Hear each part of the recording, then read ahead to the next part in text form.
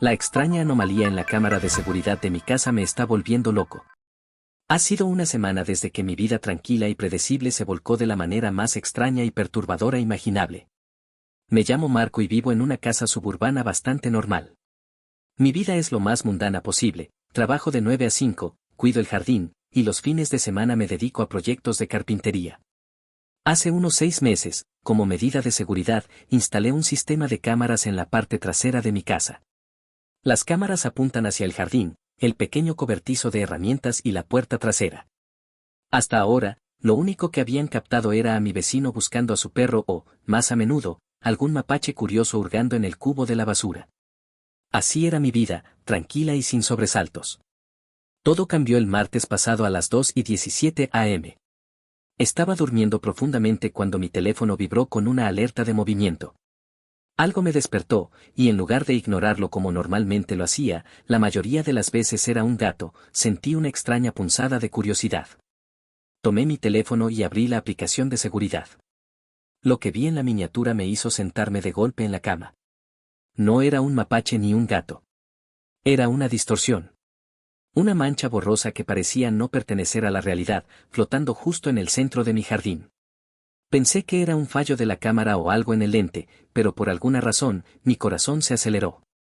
Me levanté, me senté en mi escritorio y comencé a analizar la grabación. La hora exacta del evento era 2:17:34 de la mañana. El video mostraba una vista estática y silenciosa de mi jardín, bajo la tenue luz de la luna.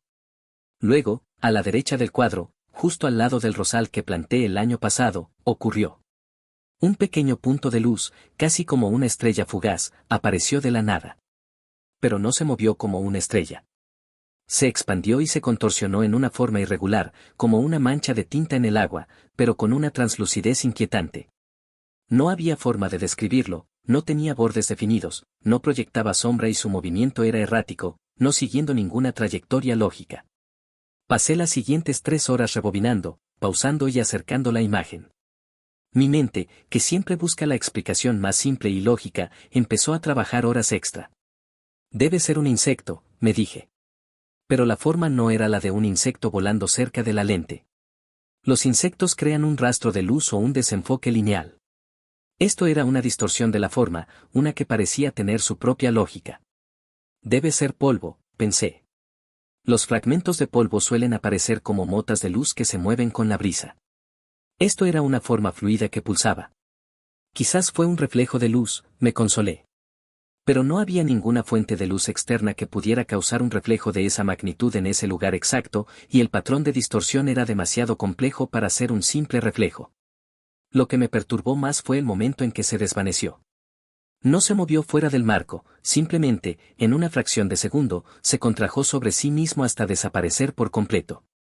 La imagen volvió a la normalidad como si nada hubiera pasado. No dejó rastro, no hubo cambio en el ambiente, nada. Solo mi corazón latiendo con fuerza y la extraña grabación. Me hizo sentir una profunda sensación de irrealidad. Esa cosa estuvo allí, en mi propiedad, en mi jardín. Un espacio que consideraba seguro e inofensivo. La duda se apoderó de mí. ¿Estoy viendo fantasmas? ¿Estoy interpretando mal una falla técnica simple? Pasé el resto de la noche en blanco, incapaz de sacarme la imagen de la cabeza. Cada vez que cerraba los ojos, veía esa forma irregular y retorcida. La paz de mi hogar se había desvanecido. No he podido volver a ver mi jardín de la misma manera. Cada vez que miro por la ventana, mis ojos buscan subconscientemente la mancha que vi en la grabación. Es un sentimiento de invasión, de que algo fundamentalmente extraño y inexplicable ha cruzado mi umbral sin dejar una huella física, solo una huella psicológica que no puedo sacudirme.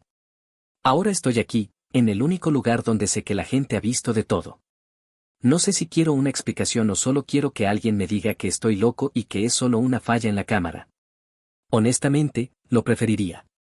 La idea de que esto sea algo real es mucho más aterradora. ¿Han visto algo así? ¿Alguna vez han captado algo inexplicable en una cámara de seguridad? Siento que, si no hablo de esto, voy a explotar. La soledad de esta experiencia es abrumadora. Solo quiero saber que no estoy solo en esta extraña y aterradora experiencia. Primera actualización, 5 días después. ¡Wow! Nunca esperé una respuesta tan abrumadora. Mi post se volvió viral y, para ser honesto, me siento increíblemente agradecido. Ver los comentarios y las teorías de todos me ha ayudado a sentirme menos solo en esta locura. Hubo miles de teorías, desde las más lógicas, puntos de polvo, insectos, hasta las más alucinantes, viajeros del tiempo, entidades interdimensionales. Para los que sugirieron las explicaciones más sencillas, me tomé el tiempo de responder y explicar por qué ya las había descartado. Hubo personas que me enviaron capturas de pantalla de sus propias grabaciones para compararlas, lo que fue fascinante y aterrador a la vez, porque, aunque algunas se parecían, la mía tenía algo diferente. Pero el verdadero giro vino de un comentario de una cuenta anónima que me dejó una dirección de correo electrónico en un mensaje privado. El mensaje simplemente decía: mira el segundo feed, el del sensor de movimiento del cobertizo. Desactiva el sonido. Vuelve a activarlo. Escucha la frecuencia. Tienes un problema más grande de lo que crees. El mensaje me pareció muy críptico y un poco tonto, pero la mención del cobertizo me hizo pensar.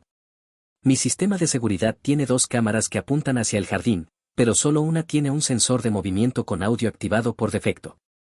La segunda cámara, que apunta a la puerta trasera del cobertizo, solo graba cuando detecta movimiento, y yo siempre la había silenciado porque el viento a veces causaba grabaciones falsas. Esa noche, me senté en la oscuridad, con mi laptop, y abrí la aplicación de seguridad. Volví a la fecha y hora del evento. 2:17 de la mañana miré la grabación de la cámara principal, la distorsión, la forma contorsionándose, la forma en que desaparecía. Luego, abrí el feed de la cámara del cobertizo. No había ninguna alerta de movimiento.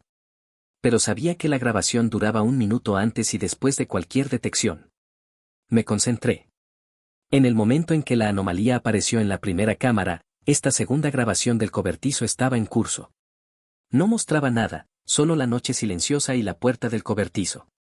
Siguiendo las instrucciones del mensaje anónimo, desactivé el sonido, lo volví a activar y me puse los auriculares. Apreté reproducir.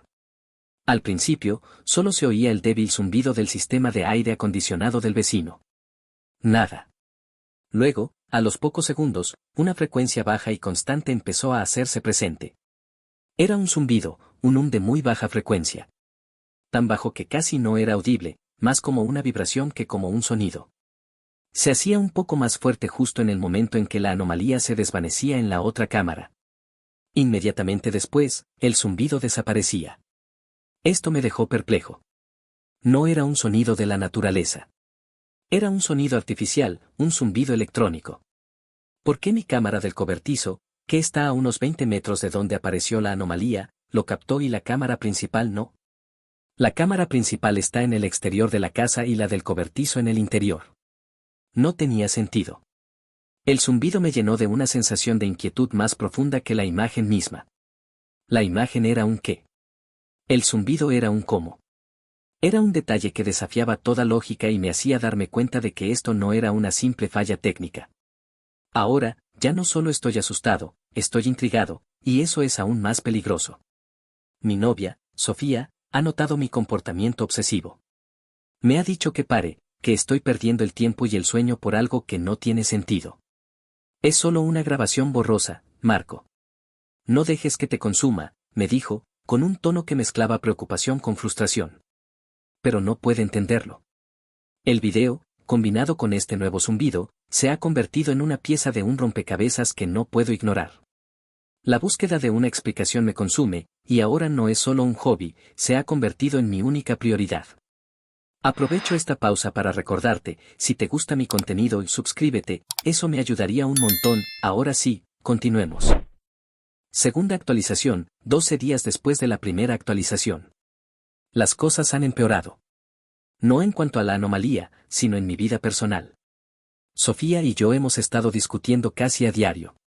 Ella piensa que he perdido el norte.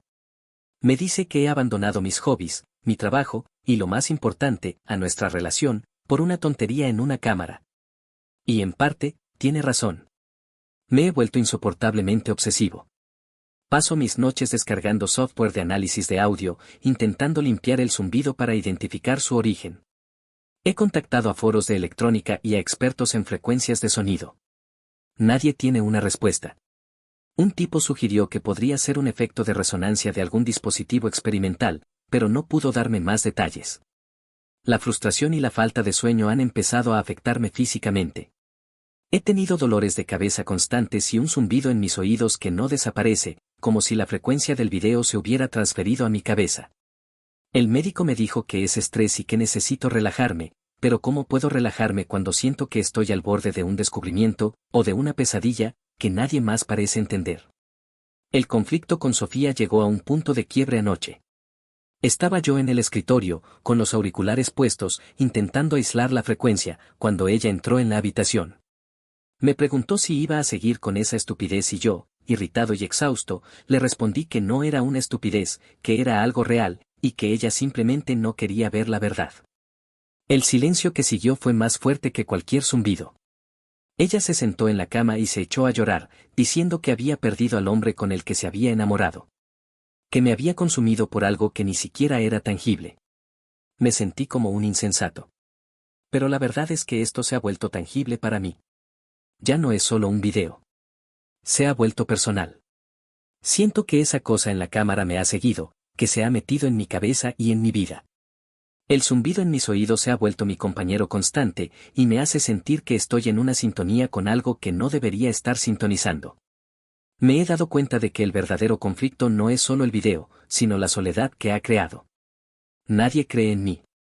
Todos piensan que es una falla o una alucinación. Estoy atrapado en una encrucijada entre lo que mis ojos y mis oídos me dicen que es real, y lo que todos los que me rodean me dicen que es una fantasía. No sé qué hacer. ¿Debería dejarlo ir para salvar mi relación? ¿O debo seguir con esto, arriesgando todo, para encontrar una respuesta a algo que me aterroriza y me fascina a la vez? Tercera actualización, 2 semanas después de la segunda actualización. El punto de no retorno ha llegado. Y no de la manera en que esperaba. Después de la última actualización, Sofía se mudó temporalmente a casa de una amiga. Me dejó con la condición de que si no buscaba ayuda y dejaba la obsesión, no volvería. Intenté seguir sus consejos. Por unos días, dejé de ver la grabación y de analizar el zumbido. Pero la paz no volvió. De hecho, el zumbido en mis oídos se hizo más fuerte, como si la falta de mi atención lo estuviera enfureciendo. Estaba a punto de rendirme, de aceptar que estaba perdiendo la cabeza, cuando un viejo amigo de mi abuelo, un ingeniero de radio jubilado, me llamó. Le había enviado la grabación de audio hace semanas, casi sin esperanza.